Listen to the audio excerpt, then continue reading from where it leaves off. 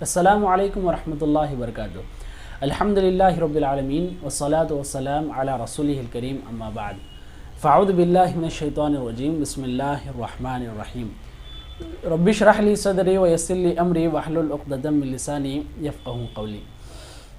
محترم سامعین اکرام، قیامت کی چھوٹی نشانیوں میں سے، علامات صغریٰ میں سے ایک آخری نشانی علماء اکرام نے یہ جمع کی ہیں اور یہ بیان کی ہیں کہ جیسا اسلام اجنبیت سے شروع ہوا تھا، اسی طرح اسلام اجنبی بن کر دنیا سے چلا جائے گا۔ کیا مطلب ہے اجنبیت کا؟ اجنبیت کسے کہتے ہیں؟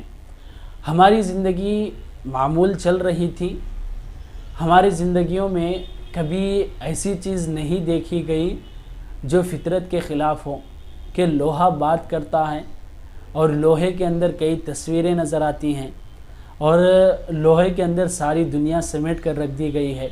یہ لوگوں کے درمیان کچھ عام نہیں تھا، جس کو موبائل فون کہتے ہیں۔ یہ چیز آئی، لوگوں کے لیے بہت عجیب تھا کہ اس میں آواز آ رہی ہے، کوئی بات کر رہا ہے۔ اور اگر ہم بات کریں تو اس سے پہلے کا زمانہ ہو یا آج کا زمانہ ہو، جو کئی چیزیں ایک دم اجنبی ہیں، جو انسان کی فطرت کے مکمل خلاف ہے، ایسی نئی نئی چیزیں ہمارے سامنے پیش کی جا رہی ہیں اور اسے ہم نے نئے انداز سے دیکھتے ہیں کہ یہ کچھ الگ ہے۔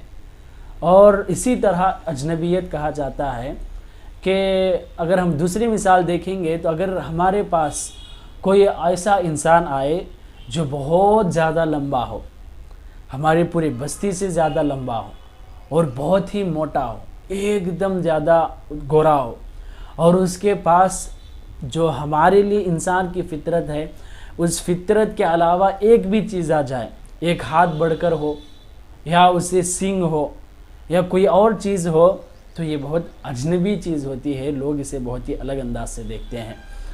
اگر ہم اس کی باقاعدہ ہم دجال کی بات کریں گے تو یہی چیز ہے کہ ایک آنکھ سے پیدا ہوگا، ایک اجنبیت کی علامت ہے، باقاعدہ لوگ اسے پہچان لیں گے، اسے الگ ہی دیکھیں گے۔ تو اجنبیت اسی کو کہا جاتا ہے کہ اللہ کے رسول صلی اللہ علیہ وسلم کی حدیث ابو ہریرہ روایت کرتے ہیں، صحیح مسلم میں حدیث موجود ہے، بدأ الاسلام غریبا وسیعود کما بدأ فطوبى للغرباء، کہ اسلام اجنبیت سے شروع ہوا اور اسلام اسی اجنبیت سے ختم ہو جائے گا، اور جو کچھ بھی اجنبی لوگ ہیں ان کے لیے خوشخبری ہے۔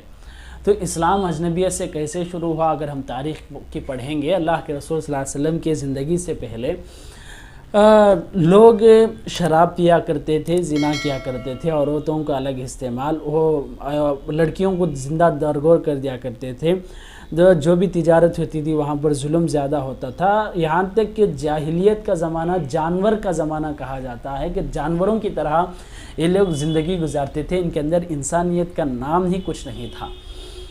ایسی جگہ پر ایک چراغ، ایک روشنی، ایک ہدایت اللہ کے رسول صلی اللہ علیہ وسلم لے کر آتے ہیں، جس میں مکمل انسانیت کے ساتھ ہے، ایک دم نیا طریقہ تھا۔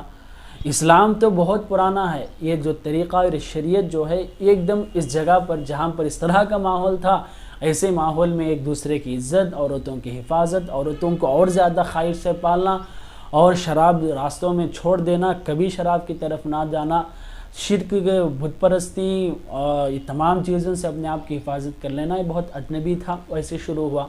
اور ایسے ہی اللہ کے رسول نے کہا کہ قیامت کے سامنے ایسے ہی یہ اجنبیت سے ختم بھی ہو جائے گا۔ جو لوگ اجنبی اسلام کے اندر جو بھی قائم تھے، ثابت قدم تھے، جن کی زندگی ان پر گزری ہے، جن کی موت اس پر ہوئی ہے، ان کے لیے اللہ کے رسول صلی اللہ علیہ وسلم نے فطوبہ مبارکباد دی ہے، خوشخبری ہے۔ تو طوبیٰ للغرباء، یہ غرباء کا لفظ لے کر بعض لوگوں نے غرباء اہل حدیث کر کے اپنا الگ ہی فرقہ یا الگ طریقہ بنا چکے ہیں، تمام چیزیں غلط ہیں، جیسے مراد یہ نہیں ہے۔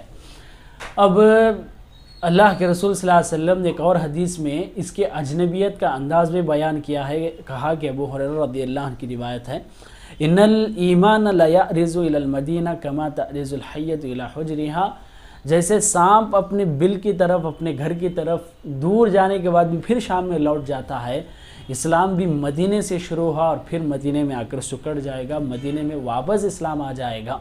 تو اللہ کے رسول صلی اللہ علیہ وسلم نے مدینے کو اپنا یہاں پر ایک خاص اہم نقطہ اور ایک مین پوائنٹ قرار دیا ہے، یہاں سے اسلام شروع ہوا۔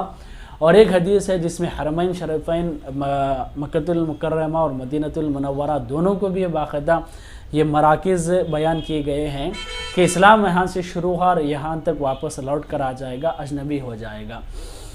ایسا اجنبی کیسے ہوگا؟ آج بھی اجنبیت شروع ہو گئی ہے۔ اگر ہم غور سے ماحول کی بات کریں، اگر دیکھیں گے، مسلمان ہیں، اسلام کہاں ہے؟ مسلمان ہیں، اسلام کہاں ہے؟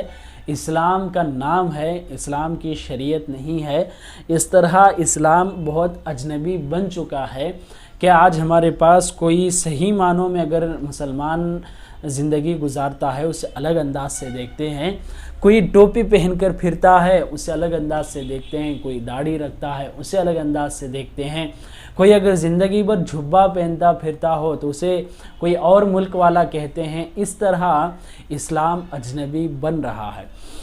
علماء اکرام نے کئی اس کے وجوہات بیان کی ہیں، اس میں سے ایک وجہ بھی یہ ہے کہ مسلمان اجنبی ہو جائے گا، مسلمان دوسروں سے تعلق ختم کر لے گا۔ جیسا کہ اب ہم واضح بات ہے، اگر بات کریں گے جو اسلام پر اچھی طرح چلتے ہیں، اسلام کو لازم پکڑے ہیں، ان کا گھرانہ عام گھرانوں سے الگ رہا کرتا ہے، کہیں پروگرامز کو زیادہ نہیں جاتے، ہر دعوت قبول نہیں کرتے، ہر جگہ پر ان کے بچوں کو نہیں بھیجتے، اور ہر جگہ پر ان کے عام لوگوں کی طرح ان کا لباس، رہن چہن، سونا اٹھنا، بات چیت، کھانا پانی سب الگ رہتا ہے۔